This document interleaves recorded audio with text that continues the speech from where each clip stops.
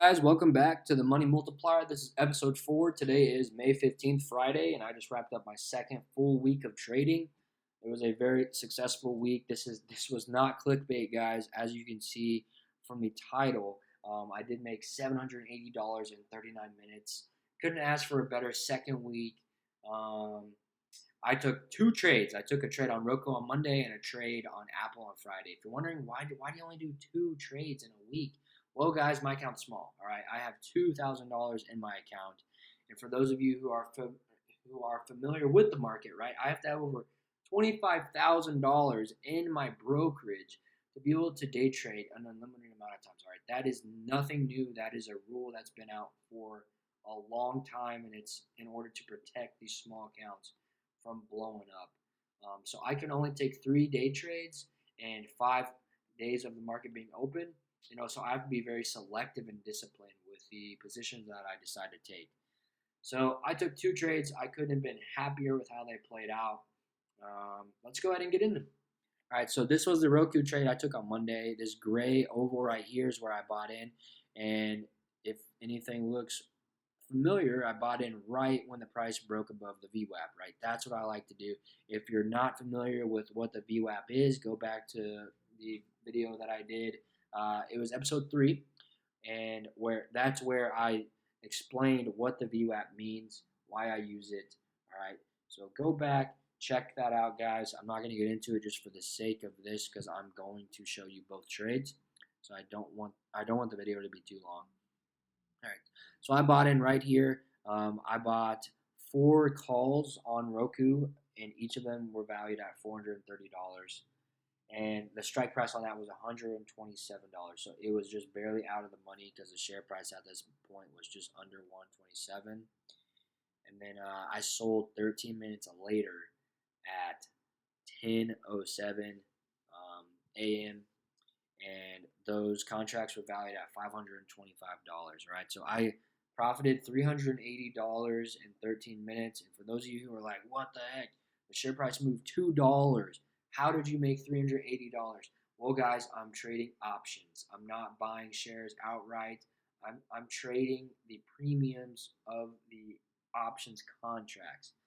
That is how you were able to grow a small account into a big one very fast. Eventually, when my account gets large enough to see these type of daily gains, I will just buy shares.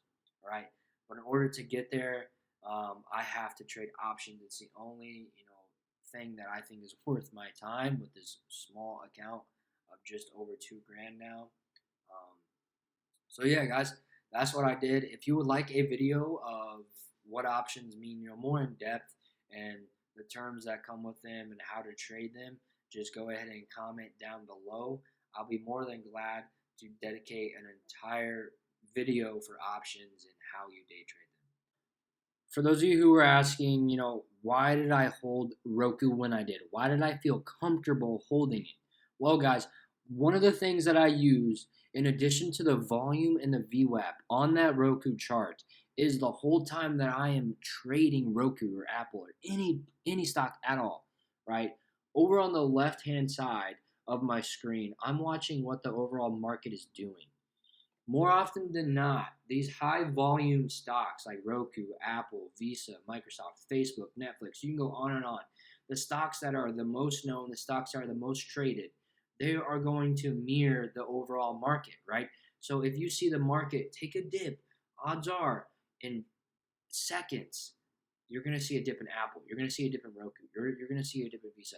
Unless there is news that is dedicated just to that one stock, just that one company, it's more than likely going to move in the same way the market is, right? Because it's a piece of the market. It makes up the market, and it contributes to the overall market moving down, right? So I took that trade at 9:54, right? Right in here is when I bought into ROKU, right? 3 minutes after I took that position, the market went on a tear. These 6 green candlesticks right here were while I was holding ROKU. So I saw the overall market go up just about 0.5%, but it was steady increasing. So I knew, hey, the market is on my side. I bought a call on Roku, which means the price is going to go up. I make money on the premium when the price goes up. All right. If I bought a put, I make money when the price goes down. But I was holding Roku when the market was going my way, guys. And then as soon as I saw the market start to die out, these two red sticks right here, which was 1007, 1008, that's when I sold my position. Because for all I know, it could have done what it just did, at 950 and just had 4 or 5 consecutive down minutes, just red stick, red stick, red stick. So guys, that's key. Go with the market. If the market is on a tear, all right, you feel good when you're holding a call. You feel good when you're holding a position long. If the market is correcting itself and it's decreasing, guys, don't try to fight the trend. Go with it. Moving on to Apple, this is the trade that I took this morning to wrap up the week. This is another classic example of do not just watch your chart, right? Watch what the market is doing, right? So right in here is where I opened up my position on Apple. Here's where I bought it at 950, all right? At this time, Apple was down 1.78%, almost 2% on the day.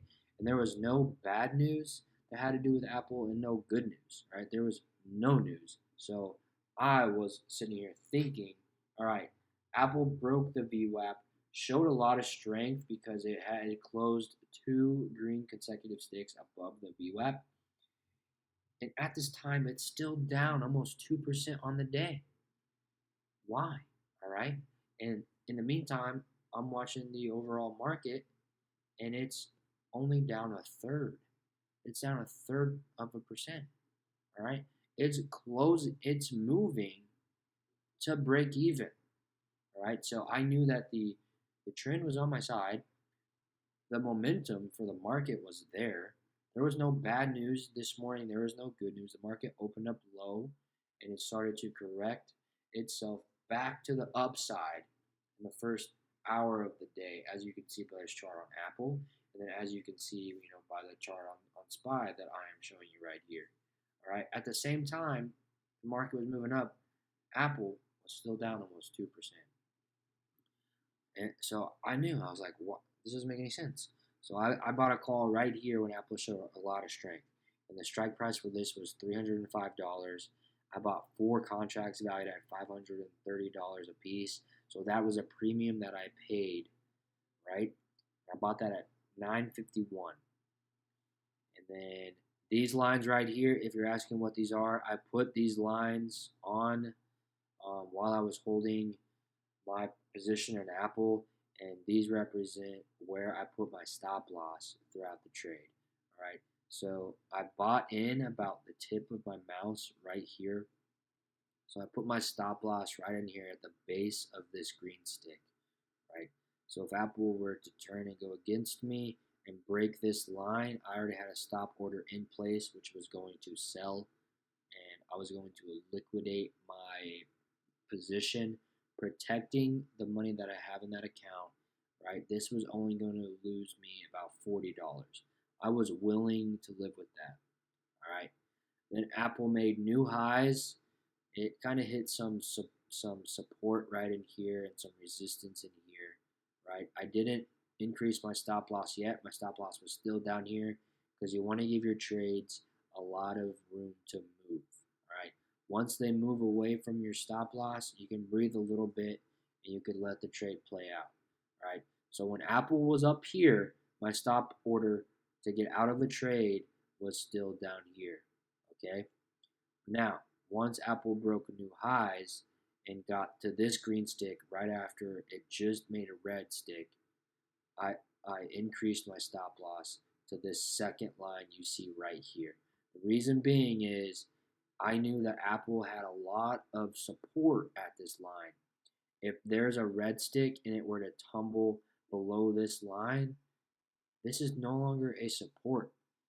Who knows how far Apple will fall, all right? So by me implementing this stop loss order right here, I'm locking in profits. I'm guaranteeing that this is a profitable trade.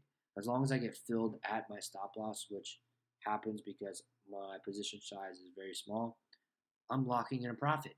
So now it's not a matter of am I going to make money? It's a matter of how much am I going to make, right? Because I bought in right here, my order will automatically sell if it hits this line, right? I really recommend, guys, when you're up in a trade, put a stop loss. Put it where it makes sense, though. Put it, where a support line is, where a resistance line is. Put it where a percentage is, of how much you are willing to accept, being down, right?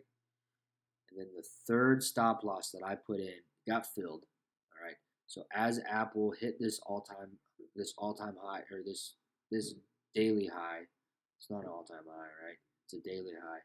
As Apple hit about $306, my option was in the money, right? So the premium was moving fast now. I was gaining a lot of money. I was gaining a lot of profit very quickly because I'm trading the premiums. All right. It had this red stick, lost its momentum, that was fine.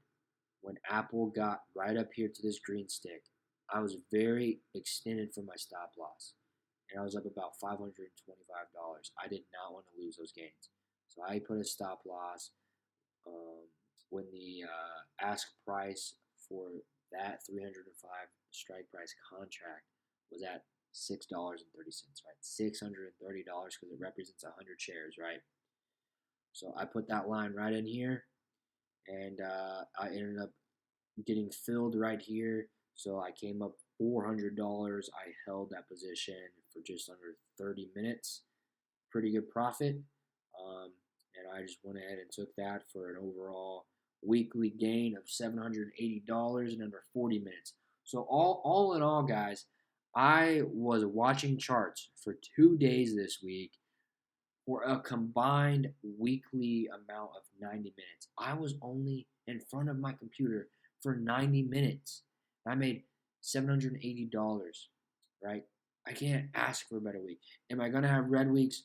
Probably. I'm not naive, and I know it's not all sunshine and rainbows. I'm probably going to have a losing week. But if you put stop losses in, you're selective and you're disciplined with your trading. You let trades come to you. You play the probable setups. You will win more often than you lose, and that's the key to having longevity in this game, guys. Be disciplined. Minimize your risk. Take your profits, right? And you will be successful, all right? I appreciate you guys watching. Stay tuned for episode 5. Good luck to all of you traders out there. Peace.